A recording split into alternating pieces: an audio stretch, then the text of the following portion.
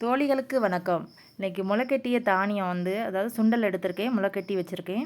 அதை எப்படி செய்யலாம் அப்படிங்கிறத பார்க்கலாம். அதை ப்ரெஷர் குக்கரில் போட்டு ஒரு விசில் விட்டு எடுத்துக்கலாம்.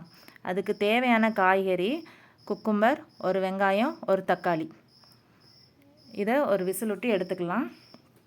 இப்போ காய்கறியெல்லாம் கட் பண்ணி வச்சுக்கலாம். பாருங்கள், சுண்டல் வெந்துருச்சு. இப்போ இந்த சுண்டல் கூட நம்ம கட் பண்ணி வச்சுருக்க காய்கறியெல்லாம் மிக்ஸ் பண்ணிக்கலாம். பாத்திரம் சின்னதாக இருக்கிறதுனால நான் ஒரு வட்டை பாத்திரத்தில் மிக்ஸ் பண்ணிக்கிடுதேன். மிக்ஸ் பண்ணியாச்சுங்க. காய்கறியெல்லாம் அந்த சுண்டலோடு நல்லா மிக்ஸ் ஆகிட்டு, இதில் இப்போ கொஞ்சமாக நம்ம சால்ட்டு சேர்த்துக்கலாம். ஏன் அப்படின்னா சுண்டல் வேக வைக்கும் போதே கொஞ்சம் சால்ட்டு போட்டிருக்கோம். ஸோ அதனால் கம்மியாக சேர்த்துக்கலாங்க.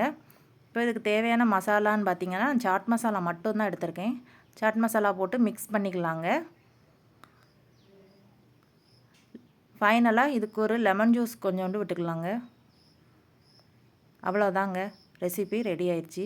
இது காலையில் பிரேக்ஃபாஸ்ட்டுக்கு குழந்தைங்க ஸ்கூலுக்கு போகும்போது செஞ்சு கொடுக்கலாங்க. வாரத்தில் 3 தடவை செஞ்சு கொடுங்க. ரொம்ப ஹெல்த்தியான ஒரு ரெசிபிங்க. முளைக்கட்டிய தானியம் உடம்புக்கு ரொம்ப ஹெல்த்தியான ஒன்று. எல்லோரும் ட்ரை பண்ணுங்கள். தேங்க்யூ.